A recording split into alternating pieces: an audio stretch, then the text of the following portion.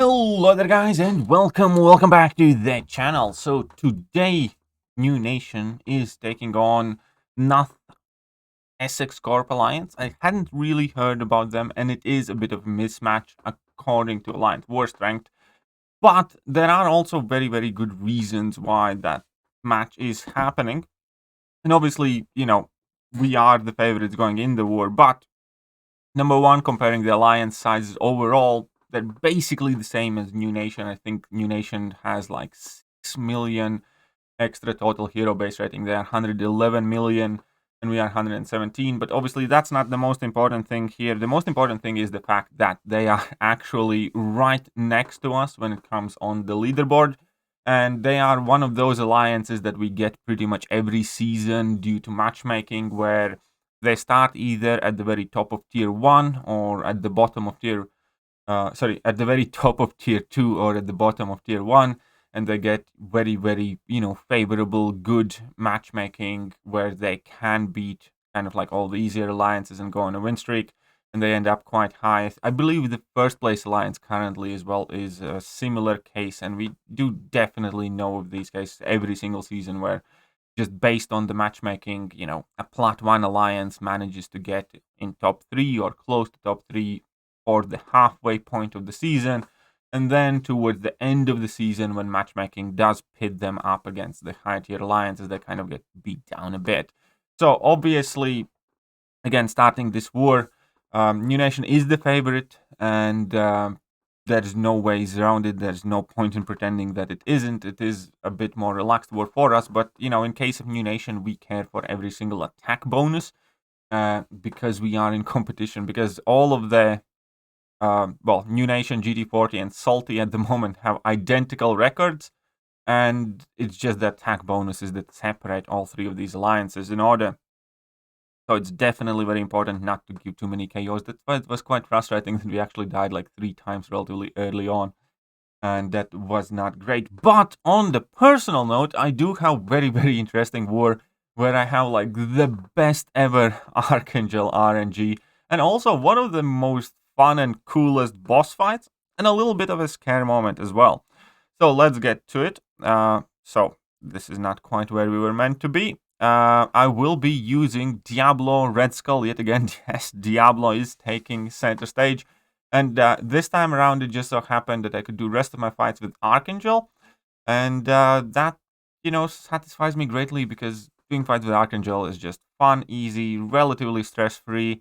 And there's not too much to stress about, I suppose. So let's get in the war. The only fight in section 1 that I do have is this Jabari Panther, where the nodes are effectively irrelevant. I just need to find the Jabari Panther itself.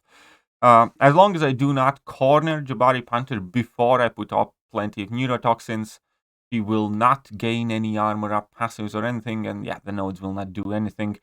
So it's not the most forceful placement, I'd say, but Jabari can always be somewhat annoying, and we're actually going to see it in this fight. This is not the fight with the Dream Archangel RNG, by the way. This is not SIG 600 Archangel fight. But obviously, fighting Jabari Panther, the point is parry her, expect that parry stun to be shrugged, cleansed, and then, just keep an eye on the timer to see whenever she's going to cleanse the next things. So I do have 1 neuro active here, and she didn't cleanse, which kind of threw me off. Now she did. Now I go in for another. Unfortunately, I'm only sitting at 2 neuros, and here I got clapped. But, it's all good. And now I'm just going to drop my level 1, switch back to 2 neuros. I never really got more than 2 of them going at the same time. And the fight is over. Unfortunately, this will cost me a potion, which kind of annoyed me. I was hoping to avoid that. But later on, we're going to see something a bit more interesting. So now I'm traveling down to my section 2, and then I'm on path 1. And this is the fight where, when I showed it to my alliance mates, they just could not believe the RNG. Even I could not believe the RNG. But what's the best way to put it? I didn't appreciate how good that RNG was when the fight happened, only when I was watching the replay. So the point is, just don't dash back too much, otherwise he's going to get the regions, and obviously Archangel can shut that node down too, so if I have neuros, then it doesn't matter. So here I get lucky with the medium bleed from the get-go. 1 heavy attack, I get 3 bleeds, then 2 poison supply, then I get 1 neurotoxin, and watch what happens now. Now, heavy attack, we go from 1 neurotoxin to 4. Now we're going from 4 to 7. Now we're gonna, well, wait out at level 1. We're going from 7 to 10. And we go from 9 basically to 12. So all of those heavy attacks had a neurotoxin on every single hit, basically, for like 4 heavy attacks in a row, to the point where this Sasquatch went down in 32 seconds. And I got 12 neurotoxins. So 32 seconds and 12 neurotoxins on there at one point before he gets KO'd. Obviously, that level 2 was absolutely unnecessary. And here we go. We got 12. So good. It's like 8,000 plus neuro damage per tick with 45% reduction, because that is, Sasquatch's ability. So all of these would be dealing, full damage. It would be like 15,000, 14,000 damage per ticks. Just an absolute filth. I'm going to show it again from that moment. It's just so filthy. This is an RNG and a half. So there we go. Heavy attack, 3 bleeds, sweet. Reparry, okay, 1 neurotoxin. But now, 2, 3, 4, 5, 6, 7. Get the level 1 out. 8, 9, 10. And now again, we're gonna one is going to expire, but we again go a neuro on each hit. Just so filthy, so good. That's about as good of an Archangel RNG as you can hope in a fight, I suppose. And there was no Horseman AA. There was no White Magneto pre-fight. It was just Archangel doing derpy things. I don't even know what are the odds of that happening. But now I also need to use Archangel for another spot fight, which is basically buffet or time node, and it's spot. Spot's always annoying. And again, heavy attack, 3 bleeds. Not doing too bad. Heavy attack, 3 neuros. Still doing well. Archangel's on fire here. Unfortunately, here heavy attack completely misses. But here again we go. We got another couple, so we got 5 neuros, and the spot's pretty much dead. So we finish up at solid 6. So we didn't get that RNG, but I can hardly complain. So this fight was over as well in mere seconds. The next fight is Korg here.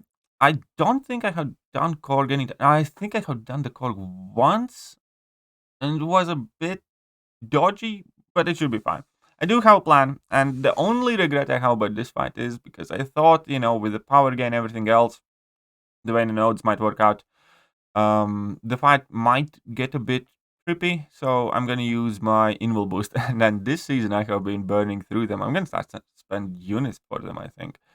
But the point is that I wish I never used this. Well, I can't say that. It's always better safe than sorry type of situation. And, I always want to make sure that, I do everything possible not to get KO'd in my Alliance War fights. But, this probably was one time where maybe I could have spared myself one, but it's fine. So here the point is just get level 3. Don't play any shenanigans. If he's neutralized, he doesn't gain his vigilance. If there is no buff that will expire on him, then the falter node is irrelevant. And his specials cost half the amount of power that they normally would, but that's perfectly fine. I can push him here past 2 bars of power, bait out that, so I can drop my level 3 safely. You have like 1 poison active, he's at 66% health, and we all know what Diablo level 3 does at this point. It's just going to be an absolute nuke. So, he was at 66%, special 3 deals 30k, that's not too bad to be honest. And I have the bleeds going on, the poisons going on here, and his health is just, disappearing. I don't really need to do much there.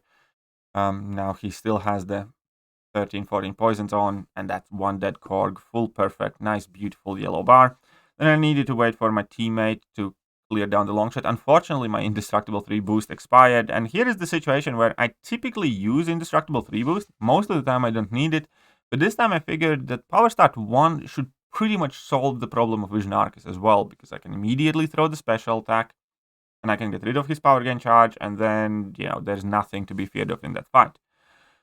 Then I had even better idea, because I could do what I normally do, and that is use the flourish charges to get to my level 3 quicker, and that meant I will take few hits on the block, maybe get armor broken, fine, not the biggest deal in the world, immediately throw my special 1, because I'm going to start with power 1 boost instead of in all boost. And I genuinely thought it will work out pretty much the same, but I'm going to get extremely, extremely unfortunate in this fight, and you guys are going to see that it's going to go quite dicey. But luckily, I'm still, as always, boosted properly. I'm still using the 3-minute boost again. Inwell boost would have been technically better, but I really needed also power stat 1 boost for the boss fight. So here the plan is let him get a few flourish charges. And here I activate my level 1. Everything's fine. Everything's dandy. But I mistimed it. I should have let him get the second power gain buff before I activated, because now he's past 2 bars of power. His level 2 is going to be unblockable and enhanced. And I basically realized that my best chance of doing this fight and getting out alive because of that mistimed bit. So again, just to rewind a bit, here is the worst bit when I activate my level 1. We can see that his power gain buff is about to come up, and it does just before I get any neutralizes up, and after I use my level 1. So after that happens, I notice that his power bar here gets past 2 bars of power, and if I let him drop it off, it is going to be unblockable, and it is going to deal a ton of damage. So my best chance of surviving here was push Vision Arcus to level 3, get myself to level 3. I'm gonna activate my level 3, hoping that whatever buffs he did have active there will put me to 1 bar of power. It didn't, and he immediately throws his level 3. I'm at 71%, but remember, Diablo does have the damage reduction when he's poisoned, which I was, so I should be able to survive this. The only thing that got me slightly worried was that I had 71% health, but fine, I do survive it. I am over a bar of power now, and here I kind of not panicked a bit, but I thought he's going to dash in at me. He didn't, but it's fine. I activated my level 1, which, paused my poisons, and I knew that level 3 poison damage is going to be enough to kill it. So it definitely got spicier than it had to be, but the plan was fine. But yeah, it was just a very kind of like unfortunate timing. But again, at the same time, in the middle of the fight, I did figure out how to basically try and navigate through it in a relatively dire situation. And yeah, the decision to just take that level 3 to the face, in my opinion, was 100% the correct one. Because I have evaded Vision Arcus's level 2 in past handful of times. It's not that hard or impossible. But, it's not something you ever want to do in war. That being said, we have the boss fight. And oh my god, I absolutely love this boss fight. This boss fight is one of the coolest or most fun boss fights that I can remember myself doing. This boss fight, it just made me smile. It just gave me joy. I don't know, it might sound stupid, but we all play this game. We all know that, when an awesome fight happens, you kind of feel great about it, and this is one of those fights. But after this fight, I just kept smirking. I was pumped. So here we can see that start with power stat 1, and the reason for it is so I can immediately get rid of all of his buffs. Once we do that, I am at level 3.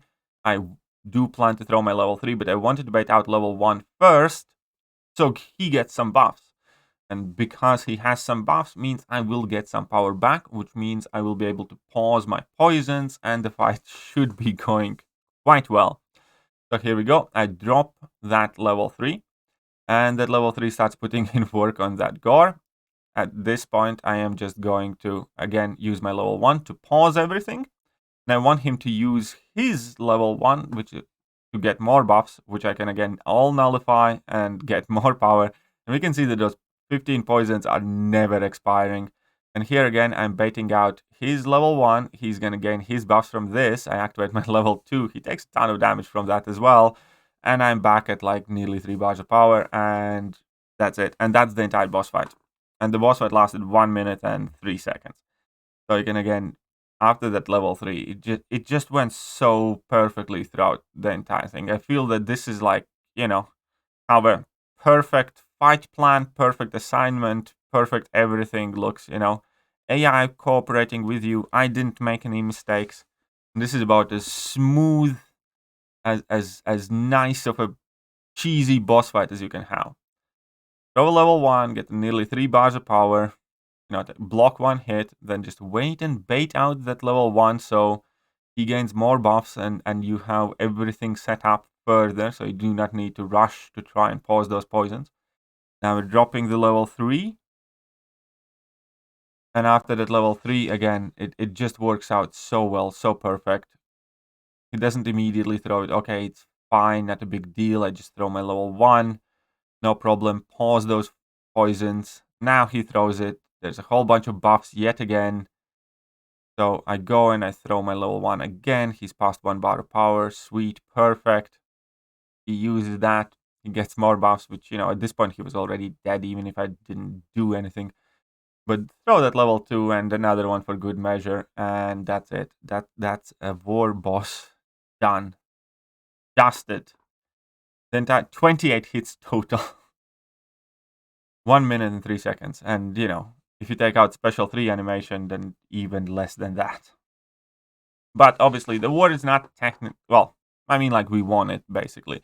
We didn't have the cleanest war. Obviously, giving away 4 deaths is not good enough, hoping for top 3. So we had a very, very scruffy start. We had, like, 2 or 3 KOs in first 40 fights, so that really did annoy quite a few people in the alliance, because we still do have that habit when the war is not as important or when the opponent isn't as tough.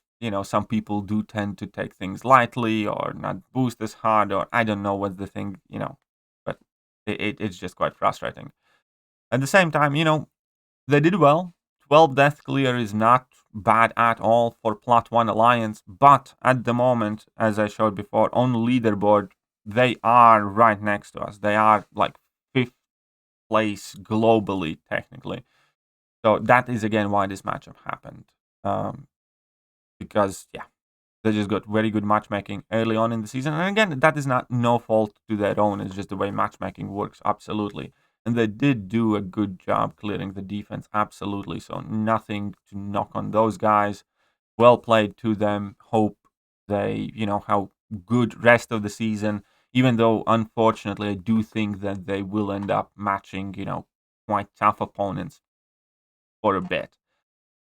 Either way, let me know how your war season is going, and let me know how did you like these war fights. I personally well enjoyed this war because of that 600 Archangel fight, and also that boss fight was just scary. Thank you guys, and I'm gonna catch you soon. See ya.